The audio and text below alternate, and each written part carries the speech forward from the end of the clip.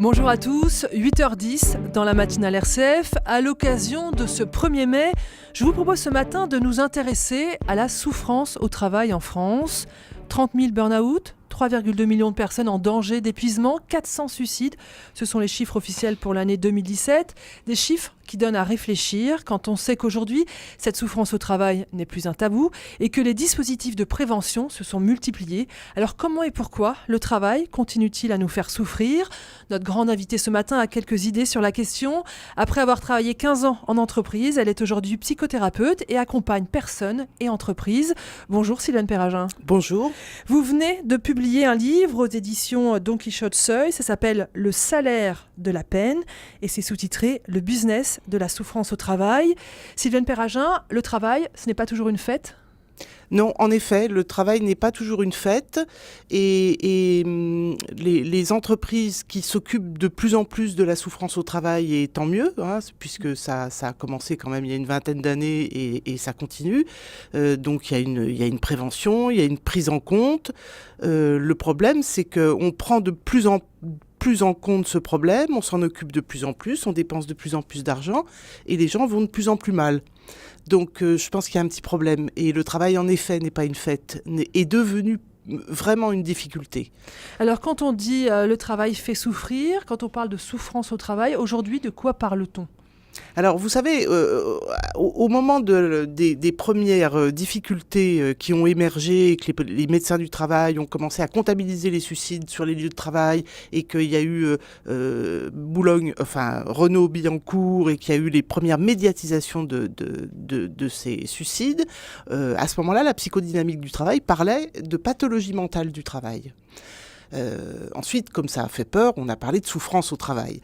Ensuite, on a parlé de stress au travail. Ensuite, on a parlé de risques psychosociaux. Ensuite, on a basculé, parce que tout ça a été beaucoup trop négatif, nous avons basculé dans la zone positive, qui est devenue la qualité de vie au travail. Ensuite, on a parlé du bien-être au travail. Et aujourd'hui, on en est au bonheur au travail. Mais finalement, les mots cachent une réalité qui n'a pas changé. Absolument, les mots cachent une réalité. Et je dirais même que ça empire, parce que, en fait, cette évolution sémantique, elle est inversement proportionnelle à l'état de santé des gens au travail, si vous voulez. Alors moi, je cible particulièrement les grosses entreprises dans lesquelles il y a des process de travail, de management, des organisations du travail qui sont assez destructrices de l'individu, si vous voulez. Les PME, c'est autre chose. Dans des toutes petites entreprises, on arrive à avoir des relations qui sont un peu différentes. Maintenant, cette évolution sémantique, elle montre aussi que on change les mots, mais on n'a pas changé la réalité, et donc c'est un déni de réalité, si vous voulez. Et donc les entreprises s'en occupent, mais il faut croire qu'elles s'en occupent mal, et il faut croire que les solutions qui sont proposées ne sont pas les bonnes, puisque ça ne marche pas.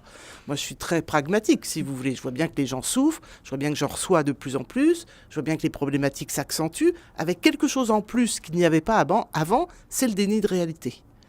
Alors, pourquoi aujourd'hui le travail continue-t-il de faire souffrir ? On n'est plus au 19e siècle, on souffre Absolument. Plus vraiment dans son corps, on va dire. C'est une fatigue du travail, psychique, mentale. Oui. Mais c'est le stress ? C'est d'abord et avant tout le stress ? Oui, alors il y a une évolution, si vous voulez. Les gens qui ont travaillé sur les différentes explications avancent plusieurs causes. Il y a clairement 2 événements majeurs. Le premier, c'est l'introduction de l'informatique, qui a changé complètement le rapport au travail, parce que l'introduction de l'informatique permet le contrôle absolu des tâches. C'est-à-dire que vraiment l'ordinateur permet de complètement contrôler le travail, ce qui crée un rapport à son travail extrêmement différent. Il n'y a plus d'autonomie ? Il y a plus de liberté, si vous voulez. Il y a plus... non, c'est pas ça. Il n'y a plus de sentiment de liberté. Donc, tout est normé. Alors ça, c'est la première chose. Et puis, il y a que cette mondialisation, cette hyper-concurrentialité des entreprises a fait une sorte de glissement du centre de gravité de l'objet des entreprises, qui n'ont plus pour objet de fabriquer des tables, de fabriquer des fauteuils, des rideaux ou d'aider les personnes âgées, qui ont pour objet de faire du résultat. Ce qui n'est pas du tout la même chose, si vous voulez. Si votre objectif dans votre objet social d'entreprise, c'est de gagner de l'argent, c'est pas du tout la même chose que de faire des tables de qualité. Vous comprenez ? Et l'argent est une conséquence. Il ne s'agit pas de pas gagner d'argent. Il s'agit de faire des tables de qualité en prenant plaisir à les faire. Et du coup, comme vous faites des tables de qualité, vous gagnez de l'argent. Et il y a une certaine fierté. Et il y a une certaine fierté de faire son travail. Là, il y a une inversion des priorités. C'est-à-dire qu'on vise le résultat. Et pour atteindre ce résultat, on met en œuvre des moyens. Et qui sont parfois le fait de ne plus justement pouvoir faire un travail de qualité, c'est-à-dire de bâcler son travail.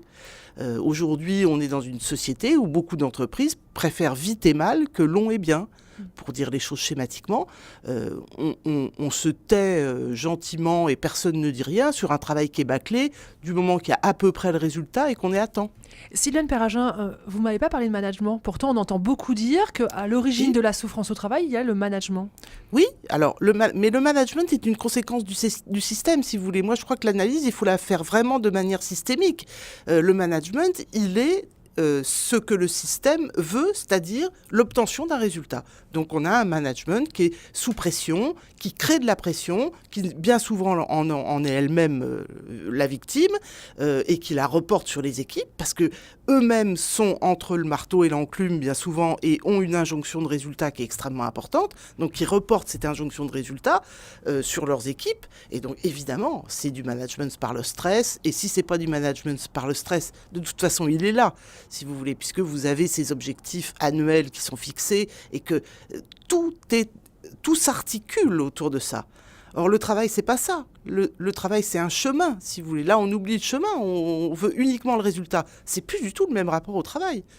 Il y a presque plus aucun intérêt à travailler. J'exagère un peu, si vous voulez, mais on ne prend plus le temps de faire le chemin du travail, quel qu'il soit, que ce soit être femme de chambre, être ouvrier spécialisé, professeur, peu importe, on vous demande un résultat. Sylviane Perragin, dans votre livre « Le salaire de la peine », vous dénoncez l'hypocrisie du système. On l'a dit en début d'entretien, la souffrance au travail n'est plus un tabou. On peut dire que les entreprises, les branches ont pris le problème à bras-le-corps. Et vous n'y croyez pas ? C'est-à-dire que je crois à la sincérité des gens qui ont essayé de s'en emparer. Je crois qu'il y a vraiment des gens de la psychodynamique du travail qui ont travaillé sur ce sujet et qui ont très très bien travaillé.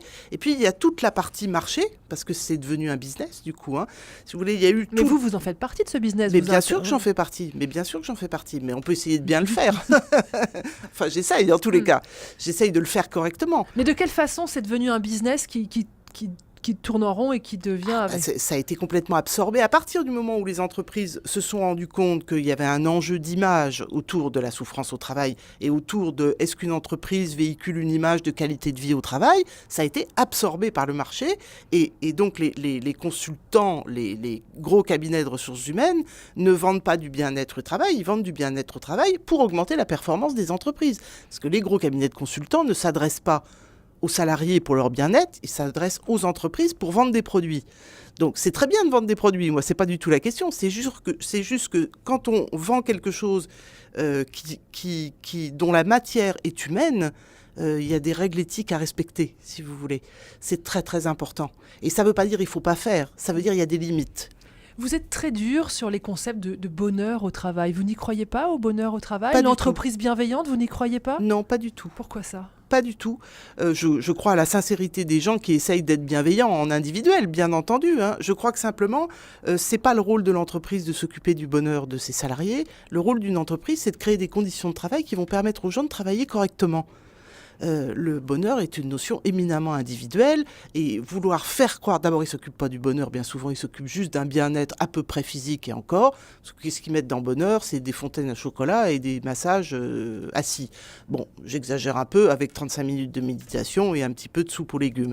Bon, c'est bien, c'est très bien, moi je ne suis pas contre, c'est pas du tout la question. Simplement, c'est pas ça qui parle de la souffrance au travail. Tout ça c'est du détail, c'est de la poudre aux yeux Mais c'est une arnaque, je ne sais pas comment vous dire, c'est une arnaque. Moi les salariés, ça fait 20 ans que je les reçois, ils se fichent éperdument d'avoir une fontaine à chocolat au milieu de leur... Par contre, ils veulent travailler et avoir les moyens de travailler correctement. Parce que, si vous voulez, dans l'idée de faire son travail correctement, c'est l'estime de soi qui joue. Donc, on sait très bien individuellement quand on fait un travail de qualité. Donc évidemment, on a besoin de la reconnaissance des autres, mais de soi à soi, on a besoin d'être fier de ce qu'on fait. Alors, on fait comment, Sylvaine Perragin, pour en finir avec la souffrance au travail? Puisque toutes ces méthodes que vendent ces grands cabinets ne fonctionnent pas. Les auditeurs liront votre livre. Vous, quelle méthode vous préconisez? Quelles sont les priorités? Qu'est-ce qu'il faut retrouver? Alors, plusieurs choses. Je pense qu'il faut réfléchir à nouveau sur le rapport de l'homme et de la femme au travail. Il faut remettre en cause le système, dans le sens où il ne s'agit pas de le transformer complètement. Vous n'êtes pas une révolutionnaire? Pas du tout. Non, pas du tout. Il faut prendre les choses comme elles sont, mais il y a des vraies marges de manœuvre où on peut agir. C'est-à-dire, je vais vous donner un exemple. Je fais un audit dans une chaîne hôtelière avec des petits hôtels où il y a des petites équipes avec une directrice ou un directeur et 7-8 salariés. Le directeur ou la directrice, sa prime annuelle, qui est conséquente dans sa part salariale, est fixée sur son résultat d'exploitation. Donc évidemment, quel est le premier poste qu'elle réduit? C'est la masse salariale. Donc comment voulez-vous lui parler de bien-être au travail, si vous voulez? Ça veut dire qu'elle demande à ses équipes, et elle s'y sent obligée, puisque c'est son salaire qui en dépend, elle s'y sent obligée, elle demande à ses équipes toujours plus avec toujours moins. Évidemment, les gens, ils se sentent mal. Son intention personnelle, évidemment, elle est bonne. Elle n'a aucune envie de faire souffrir les gens. Simplement, si dans ses objectifs, on lui donne son résultat d'exploitation, bien sûr, et qu'on insère également le fait d'avoir un climat social correct, et que ça peut être un de ses objectifs, je ne dis pas le seul, je dis un de ses objectifs, eh ben, il va y faire beaucoup plus attention. Vous comprenez? Il faut s'adresser à l'intelligence des gens. Il ne faut pas les prendre pour des imbéciles. La fille dont le salaire dépend de son résultat d'exploitation, elle fait tout pour que son salaire... donc il faut intéresser les gens à une construction de société et d'entreprise qui tourne au profit de tout le monde. Vous nous dites, le travail, c'est une expérience collective. Oui. Et pour en finir avec la souffrance au travail, il faut retrouver le sens du collectif. Qu'est-ce que ça veut dire? On travaille tous en équipe? Alors, on est obligé de travailler en équipe parce que quand on décide de monter une entreprise, ça veut dire que c'est un projet qu'on ne peut pas faire tout seul. Seulement, il y a des méthodes d'évaluation qui ont individualisé le travail et qui ont séparé les gens. Les entretiens individuels d'évaluation annuels, que plus personne ne remet en cause, moi je me permets de dire qu'il faut simplement les supprimer. Parce qu'on n'évalue pas le travail individuellement. Le travail, c'est une interaction entre les gens. On ne peut pas évaluer le travail. En même temps, on sait qu'il y en a qui travaillent plus que d'autres, et donc ils ont peut-être besoin d'être valorisés. Mais bien sûr, mais récompensons les talents, c'est très très bien, et les efforts, moi je suis tout à fait pour. Mais sans passer par des entretiens? Non. Alors on fait comment? On fait des entretiens collectifs? Mais bien sûr.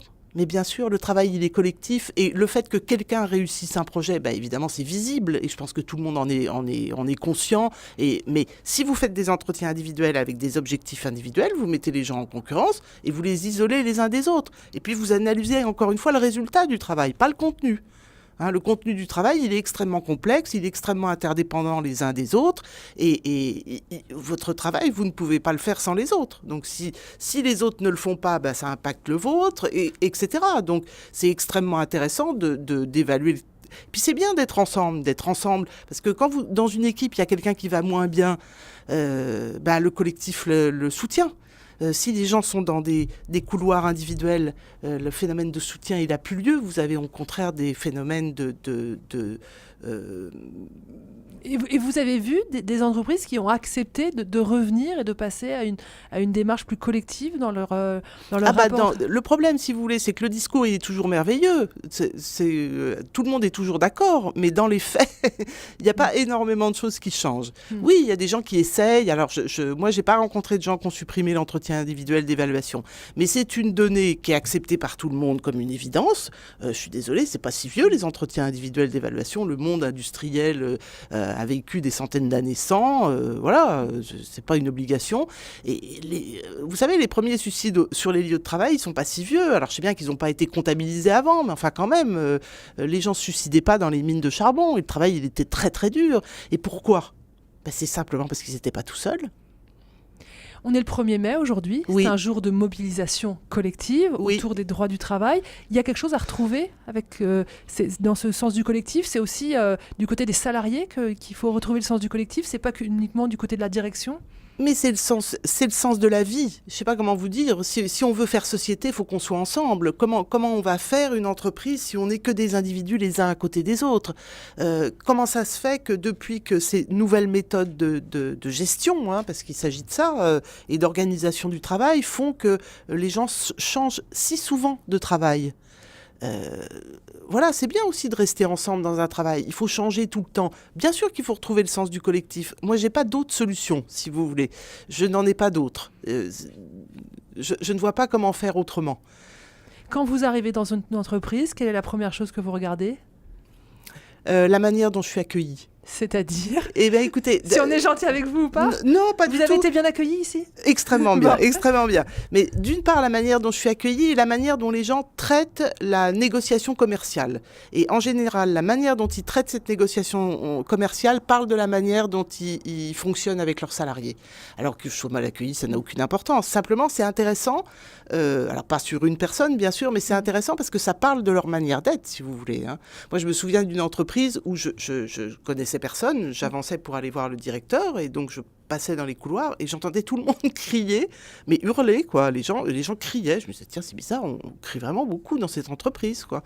Et quand je suis arrivée dans le bureau du directeur, qui par ailleurs m'avait très bien reçu, mais quand je suis arrivée, il était en train d'hurler sur son assistante. Donc ne pas crier. Un conseil Oui. conseil pour terminer cet entretien, un conseil aux salariés peut-être ? Exprimez-vous et demandez les choses. Demandez à ce qu'on remette en cause un système qui n'a pas vocation à durer éternellement, je pense. Merci beaucoup Silène Perragin d'avoir été notre grande invitée. Je rappelle ce Merci. livre, Le salaire de la peine, le business de la souffrance au travail, c'est aux éditions Seuil Don Quichotte.